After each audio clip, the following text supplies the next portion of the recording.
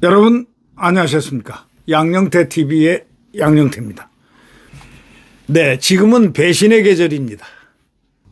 마치 계엄을 한 것이 잘못된 것이냐 해서 한동훈이는 배신에 대통령을 배신하고 20여 년간 검찰에서 자기를 돌봐준 사람을 배신하고 또 대통령 법무장관 자기를 법무장관 시키고 비대위원장 시켜준 그 대통령을 배신하고 찌르고 받고 그냥 한 그자입니다. 대통령의 후보의 경선에 나왔다는 이 국민의힘의 아이러니, 이거는 도대체 있을 수가 없는 일입니다. 한동훈이가 어제 경선 4강에 진출했는데 그 배신의 배반의 배덕의 노래를 불렀던 그자가 더 압도적으로 선택해달라 이랬다는 겁니다. 아이, 그러니까 그냥 우라통이 터지는 겁니다. 아니, 이게 무슨 말입니까? 한동훈이가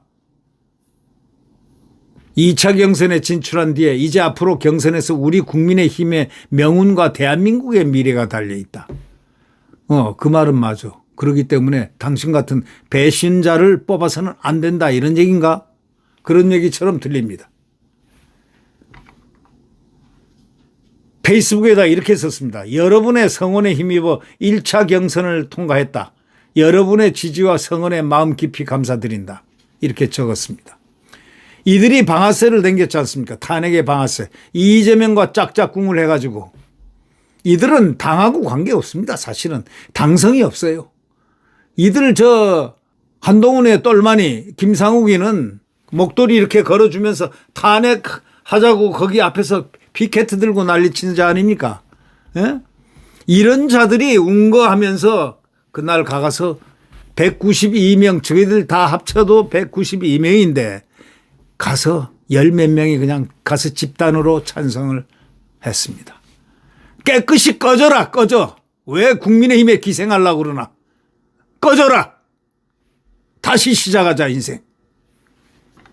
옛날에는 80몇 석으로도 대한민국이 이 여당이 승리를 하고 그랬다고. 그리고 야당을 했고, 이런 배신자들은 본 적이 없습니다. 여기 아쉽게 함께 하지 못하게 되신 나경원 후보님께 죄송하다, 위로의 말씀 드리는데 웃기지 마시라. 나경원 의원한테 실제로는 나경원 의원이 당신보다 나아. 100배 나아. 인간성부터 시작해서 리더십부터 시작해서 캐리어부터 시작해서 당신보다 못한 바가 하나도 없어. 나경원 후보한테 당신은 당대표 선거 나왔을 때도 정말 악마적 얘기를 했다는 사실을 잘 기억하라고. 예를 들면 선진화법에 적용돼 있는데 그때 공수처인가 뭔가 입법 날치기 하려고 그래서 그때 원내대표인 이 나경원 씨가 그걸 막으려고 달려가서 거기서 대표로서 20여 명이 같이 막 좀 문 좀 흔들고 그랬더니 다 입건이 같이 입건이 됐어요. 선진화법 위반으로. 그러니까 아마 나경원 의원이 언젠가 우리들 다 전부 다 공소치하해달라는 이런 식으로 얘기를 했겠죠. 이걸 가지고 갑자기 경선장에서 국민의 이 아주 중인환시하는 경선장에서 말이죠. 전당대 경선장에서 나한테 뭐 좀 봐달라고 했지 않느냐. 이게 개인이 나경원이가 혼자 자기 좀 기소된 거 좀 풀어달라 이런 식으로 한 거 아니냐. 이런 비굴한 말을 딱 꺼내 들었습니다. 이건 생각해보세요. 원내대표였습니다. 그때. 이제 이거를 싹 빼고 악선전을 하는 겁니다. 이게 악마적이라는 거죠. 당시 원내대표였던 나경원 의원이 이 사람들을 대표해서 얘기한 것을 마치 나경원이가 자기 살려달라고 자기만 빼가지고 살려달라고 하자는 식으로 느끼의 뉘앙스를 그렇게 느끼게끔 말을 한 거예요. 그러니까 나경원 의원이 발끈할 수밖에 없죠. 나경원 의원이 그렇게 발끈한 거 처음 봤어요. 굉장히 침착한 여성 정치인이거든요. 아주 대단한 분입니다.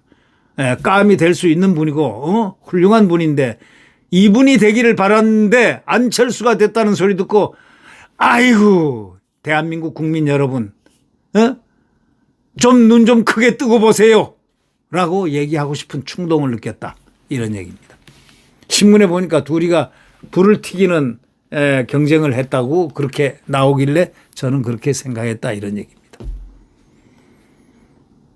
탄핵을 찬성한 사람들이 정상입니까? 정상이 아닙니까? 자기 나라 대통령 탄핵은 대통령의 기본 권한입니다. 고유 권한입니다. 비상대권. 자, 보십시오. 예산 폭거를 하죠. 탄핵 폭거를 하죠. 법안 폭거를 하죠. 그냥 계속 정부를 아무 일도 못하게 만드는 이자들을 내게 대통령이 할 수 있는 건 비상대권 외에는 없지 않습니까? 근데 그 비상대권이 문제야. 그 비상대권 대통령의 권한이야. 거기다가 실제로 경고성밖에 안 했어. 국회를 만약에 가서 체포하려고 달려들면 5천여 명이 국회를 둘러싸야 됩니다. 병력이. 그리고 거기 적어도 개헌 매뉴얼대로 하자면 엄청난 병력이 진주해야 되는데 달랑 비무장한 200명 총탄도 실탄도 미리 다 부대에서 주지도 않고 가서 한 그 사람들을 내란이에요? 내란? 계엄을 내란으로 몰아? 도둑놈들 아니면 어떻게 그렇게 할 수가 있느냐 이런 얘기예요. 계엄이 내란이요? 이걸 갖다가 처음 내란이다 한 자가 바로 누구냐? 이게 바로 한동훈이라는 사실. 그래 이런 자를 갖다가 경선에 통과시킨 1차 경선에 통과시켰다고요? 그게 정상입니까?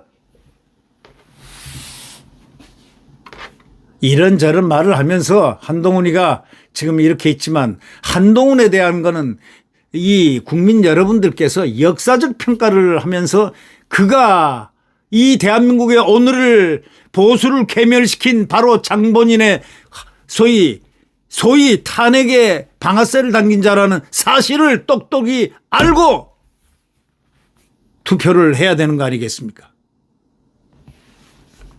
이번에는 뭔가 다르겠죠. 2차에서는 다르겠죠. 국민의힘 선관위에는 21대 대통령 선거 후보자 선출을 위한 2차 경선에는 김문수, 안철수, 한동훈, 홍준표, 가나다 순입니다. 진출했다고 발표를 했습니다. 1차 경선은 역선택 방지 조항을 적용한 일반 국민 여론조사 100% 방식으로 진행됐다고는 하지만 실제 그렇게 된 것 같지 않다는 느낌입니다. 역선택이 많이 들어왔다는 것을 느끼지 않을 수가 없다는 것이 저의 의견입니다.